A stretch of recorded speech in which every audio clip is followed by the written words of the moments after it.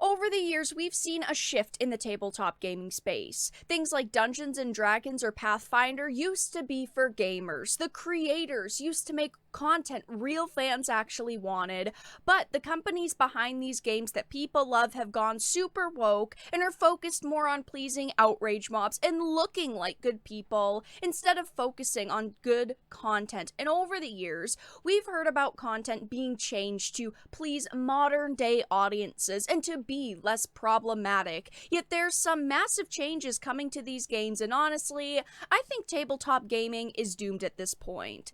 I have a bunch of different things that I want to show off, but before we get into the topic at hand, if you enjoy the content that I create, please make sure to subscribe to the channel and hit the notification bell. Follow me on social media like Twitter or mine so that you can see when my content is posted.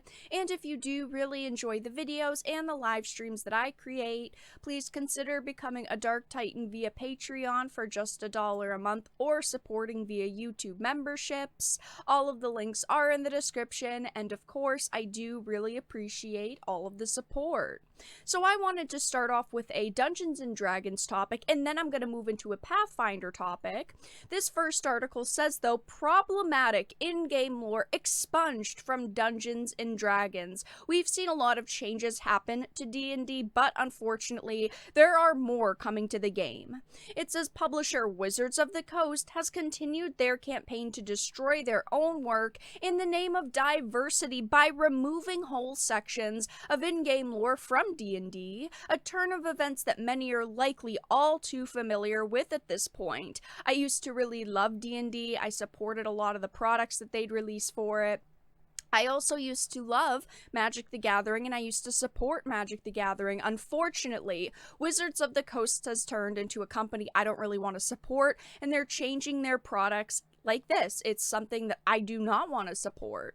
It says Wizards of the Coast will be changing the ever-popular Volo's Guide to Monsters by taking out whole sections that describe monsters and races to avoid offending a minority of players, as pointed out in a Reddit post.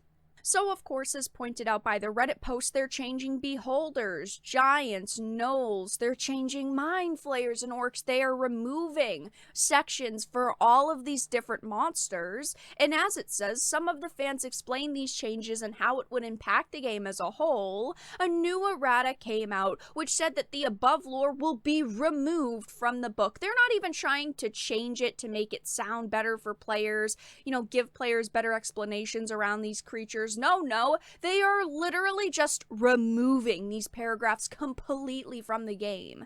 It says this means that all new printings won't have these paragraphs, and all digital copies D&D Beyond will have them removed shortly. Somebody asked, does this mean it's no longer canon, or just that you can't buy it with Volos? And people are saying things like they're removing it from the books and rewriting the lore as a whole.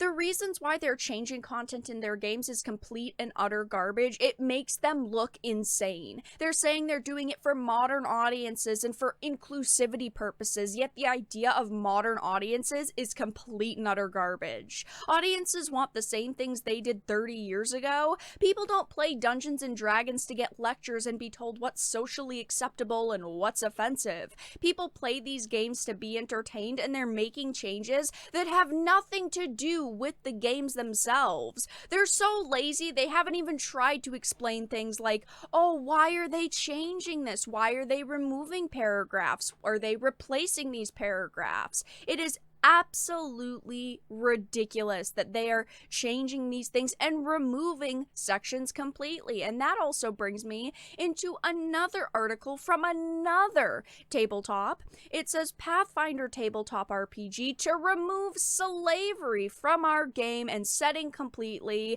and they also will provide no in-game explanation for the change. Again, unfortunately, Wizards of the Coast, Pazio, they have become super woke over the years, and they think this is what people want. They think that this is what we want to buy when we're trying to play D&D, when we're trying to play Pathfinder, and it's just not true. following the publication of an anonymous open letter asking the publisher to address Pathfinder's, quote, slavery problem, Paisio Inc. publisher Eric Mona has announced that effective immediately, and without any plans to provide an in-game explanation for its disappearance, the concept of slavery would be removed from the game and setting completely. It says, addressed directly to Mona and published on December 13th to the personal blog of veteran Paisio designer and Pathfinder developer Owen Casey Stevens at the author's request, the anonymous letter asserted that the game's fixation on slavery as an institution, as a plot hook, as a fixture in the world of Pathfinder is at times baffling and at times infuriating.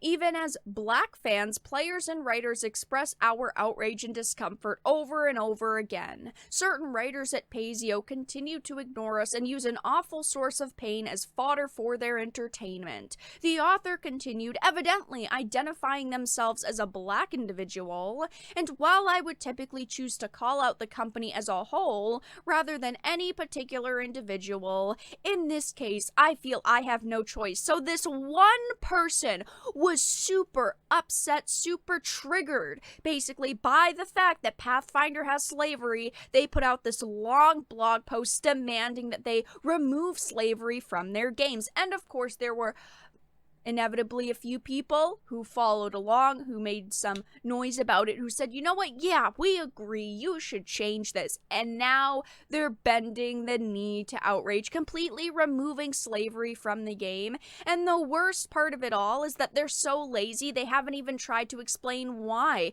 things like slavery are being removed from Pathfinder.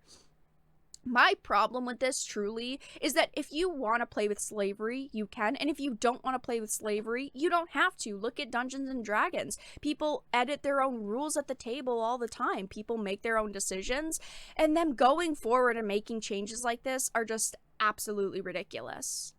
And of course, after they announced all of these changes, there are a lot of people who are rightfully very upset over the situations. People are saying things like, I can't believe the evil races practice slavery and racial supremacy in my D&D, a game that can be molded and created to fit my vision without the input of any source book. Grr, I'm so mad at WotC because they won't accommodate for people who can't tell depiction from endorsement. People are also saying things like, between what's happening at WotC and Paisio retconning slavery out of Pathfinder, it's given me a litmus test for writers and publishers. If you think retconning away sensitive topics improves in-universe stories, let me know so I don't waste my money and my time with your stories.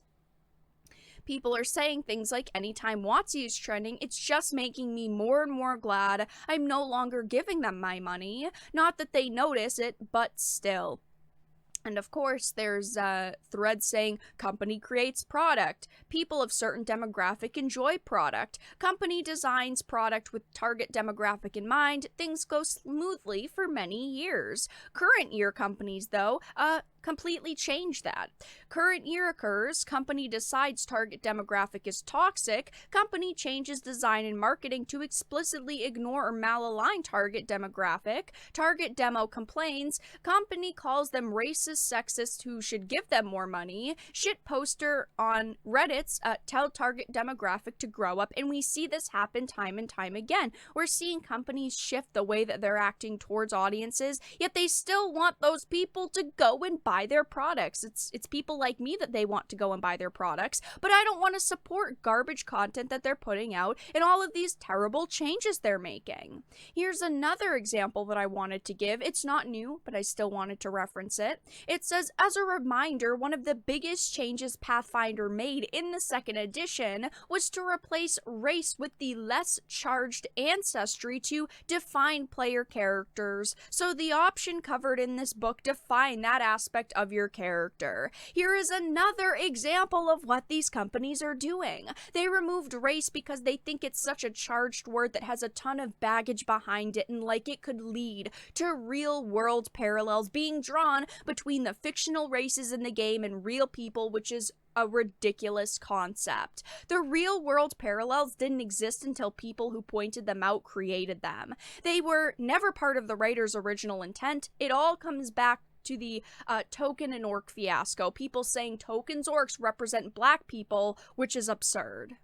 Over the years, I have played a ton of Dungeons & Dragons and Pathfinder, and I really do like the games, do not get me wrong, but I am not going to support products that are being changed around like this. I'm not going to support D&D when they're completely removing in-game lore. I'm not going to play Pathfinder when they're removing races and changing the names so that it, is more inclusive. I think they just need to focus on creating content that people really want, and if they keep making changes like this, they're not going to gain my money. But that's all that I really had to talk about in this video. Let everyone know your thoughts in the comments section down below. If you enjoyed it, please make sure to give it a like, share it, and subscribe to the channel. And of course, if you didn't, make sure to give it a dislike. I appreciate your support either way, but I will talk to you all again in the next video really soon.